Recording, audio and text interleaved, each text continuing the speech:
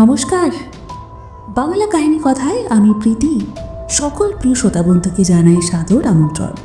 আজকের অলৌকিক পর্বে বন্ধুরা শুনছেন সুনীল গঙ্গোপাধ্যায় সম্পাদিত এবং ত্রিদীপ কুমার চট্টোপাধ্যায় লিখিত গ্রাম বাংলার ভূতের গল্প মুখোমুখি। বড়হরি গাছের মগডালে বসে এক মনে ফ্যান দোলাচ্ছিল। প্রায় 3 দিন 3 রাত এই একইভাবে বসে আছে, একটাও কাজ নেই। নিজের ওপর ঘেন্না ধরে গেল। আশেপাশের গাছে ডালে সারি সারি আরও অনেকে বসে আছে। কেউ কেউ ঘুমোচ্ছে, কেউ কেউ নিজেদের মধ্যে সুখ দুঃখের গপ্প গাছা করছে। 2-1 ওর সঙ্গে আগ বাড়িয়ে কথা বলতে চেয়েছিল, বড়হরি সারা শব্দ না করায় চুপ করে গেছে। ঠিক উদ্বাস্তুর মতন অবস্থা। বন বাদার গাছপালা কেটে ফাঁক করে দিচ্ছে, বাড়ি কলকারখানা ক্ষেত জমি করছে। ওরা ঠায় নাড়া। এখান থেকে ওখানে খেদানি খেতে খেতে হপ্তাখানেক হয়েছে এই জায়গায় এসে একটু থিতু হয়েছে। তবে কদিন থাকতে পারবে জানে না।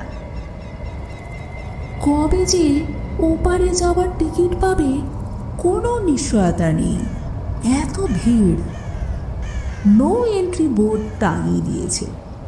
বুকিং কাউন্টারে গিয়ে কম কাকুতে বিনতি করেছে বড়হরি। লোকটার কোনো দয়া মায়া নেই, পাষণ্ড একটা। স্পষ্ট বলে দিয়েছে বেলাইনে কিচ্ছু হবে না। অ্যাপ্লিকেশনের তারিখ অনুযায়ী পরপর সিট আসবে। সব নাকি আগে থেকেই ঠিক আছে, কে কবে আসবে। যদি টাইমই হয়ে গিয়ে থাকে তবে সিট দিবি না কেন?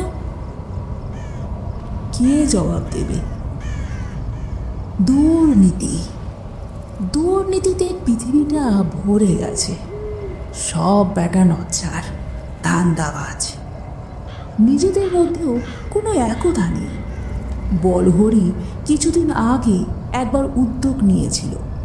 গিয়ে গিয়ে সবাইকে বলেছিল, চলো সবাই মিলে আমরা আন্দোলন করব, আমাদের টিকিট দিতেই হবে, নইলে গদি ছাড়তে হবে।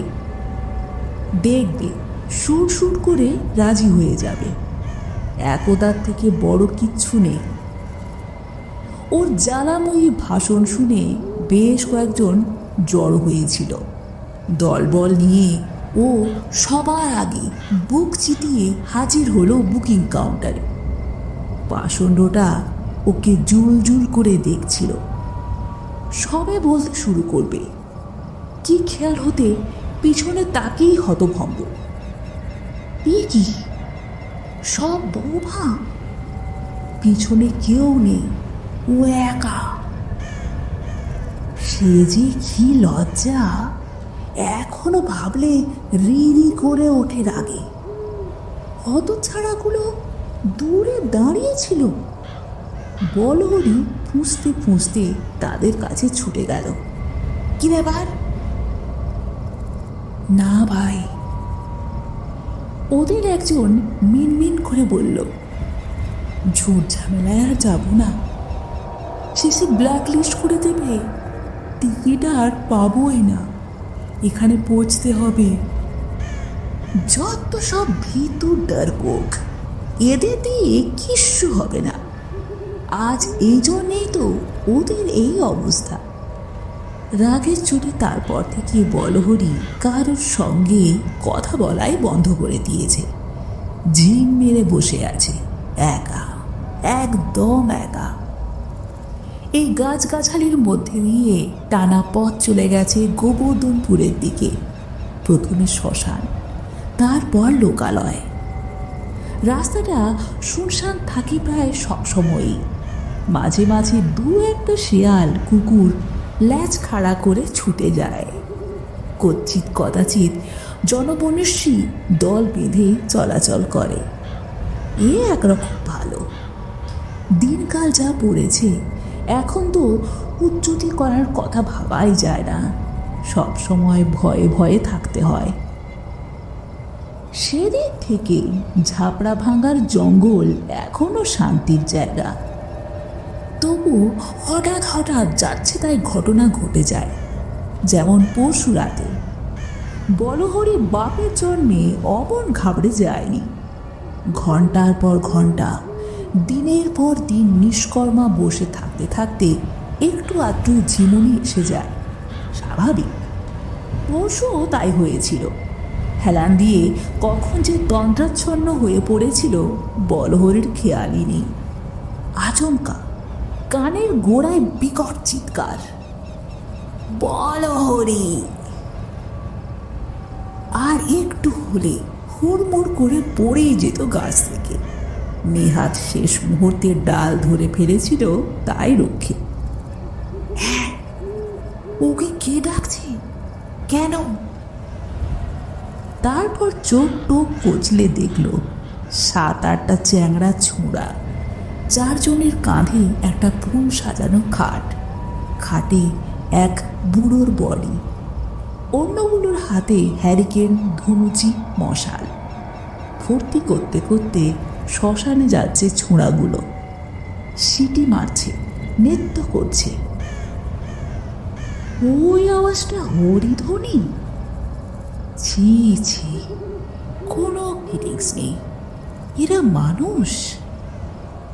বলহরি লক্ষ্য করল ওর আশেপাশের সঙ্গী সাথীরা শুটসাট করে পাতার আড়ালে লুকিয়ে পড়েছে।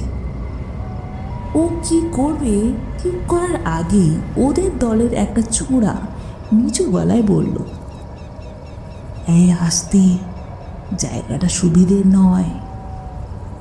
বাকি কটা অমনি রে রে করে উঠল। কেন রে, কি হয়েছে? আহা, কিছু হয়নি। শুনেছি এই জঙ্গলে নাকি ইয়েরা, মানে এমন খ্যাক খ্যাক করে হাইনার মতো সবকটা হেসে উঠল। বলহরির পিলে চমকে উঠল। ওদের মাতব্বরটা দাঁত বার করে হাসতে হাসতে প্রথম জনের পিঠ চাপড়ে দিল, তারপর বলল, তাই নাকি? বেটা ভীতু কাহিকা, চল দেখি কোথায় কে আছে, আজ পেলেই ধরবো। ওরে বাপ, নচ্ছারগুলো যে খাট নামিয়ে রেখেছে।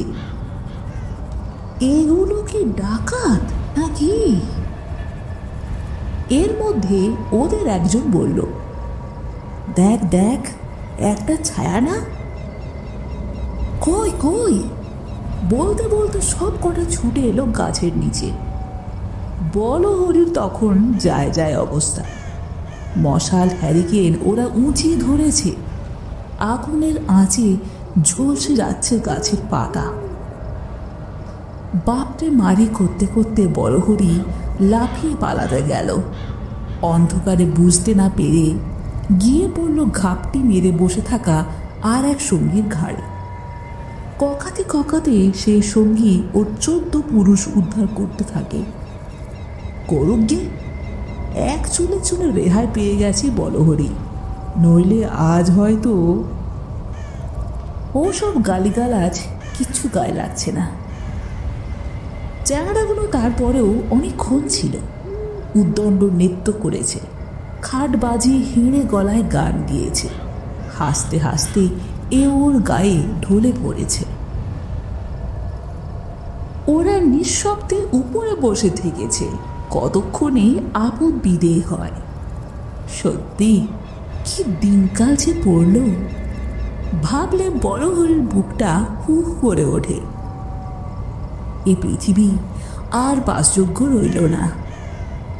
কোথায় ভেবেছিল টিকিট যখন পাচ্ছে না, যতদিন থাকবে মৌজ করে থাকবে। যারা যারা ওকে হেনস্থা করেছে সব সুদে আসলে উজুর করে নেবে। ধুত ধুত, এভাবে টিকে থাকার কোনো মানে হয়? বহু বহু দূর থেকে অস্পষ্ট একটা গুড়গুড় শব্দ। বলহরি কান খাড়া করল। কিসের শব্দ? মগডালে উঠে দাঁড়িয়ে চোখ সরু করলো। একটা বিন্দু একটু একটু করে বড় হচ্ছে। হ্যাঁ হ্যাঁ, একটা মোটর সাইকেল। লোকটা কে এখনো বোঝা যাচ্ছে না। নলহাটি থেকে গোবর্ধনপুর অনেকটা পথ, প্রায় 100 মাইল। তবে বীরেশ্বরের কাছে এ দূরত্ব নস্যি। ও দু চাকার পক্ষীরা যতক্ষণ কিট, বীরেশ্বর পুরাই পরোয়া করে। আর এই বাইক হচ্ছে 2-in-1। ওর প্রোগ্রামও বিশেষ আকর্ষণ। কাল রাতে শো ছিল নলহাটিতে, দারুণ জমেছিল। মেলার মাঠ গিজগিজ করছিল কালো মাথায়। উদ্যোক্তারা খুব খুশি। চুক্তি যা হয়েছিল তার চেয়েও 1000 টাকা বেশি দিয়েছে। শুতে শুতে অনেক রাত। তারপর সকালে লুচি তরকারি মিষ্টি দিয়ে জলযোগ সারার সময় পঞ্চায়েত প্রধান বিশু মণ্ডল যখন খুব করে অনুরোধ করল দুপুরে 4টি মাংস ভাত খেয়ে যেতে, বীরেশ্বর ফেলতে পারল না। খেতে বড্ড ভালোবাসে যে। দলবল অবশ্য সরঞ্জাম নিয়ে ম্যাটাডোরে বেলাবেলি রওনা হয়ে গিয়েছিল। আজ সন্ধ্যে 7টায় গোবর্ধনপুরে আবার শো, জাদু সম্রাট বীরেশ্বরের ইন্দ্রজাল। এই অবধি ঠিকই ছিল। গোলমালটা হলো খাওয়ার পরে একটু গড়িয়ে নিতে গিয়ে। বিশুবাবু ঠেলে ঠুলে 4টে তুলে না দিলে কেলেঙ্কারি হয়ে যেত। তবুও এতটা পথ 7টায় পৌঁছানো অসম্ভব। বীরেশ্বর তখন হড়বড়িয়ে বাইকে স্টার্ট দিচ্ছে। এই সময় একজন অল্প বয়সী ছেলে বলল, স্যার, একটা শর্টকাট রাস্তা আছে, পাকা রাস্তা, তবে। ছেলেটা ঢোক গিলল। তবে কি? আরে বলুন মশাই, ও পথ দিয়ে যাব। এমনিতেই অনেক দেরি হয়ে গেছে, তেলও বাঁচবে।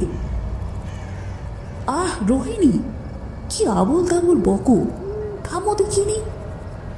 বিশু ছেলেটাকে দাবড়ে উঠল। না না ম্যাজিশিয়ান সাহেব, ও রাস্তায় গিয়ে কাজ নেই, আপনি হাই রোড ধরুন। বীরেশ্বর অ্যাডভেঞ্চার প্রিয় মানুষ, রহস্যের গন্ধ পেল।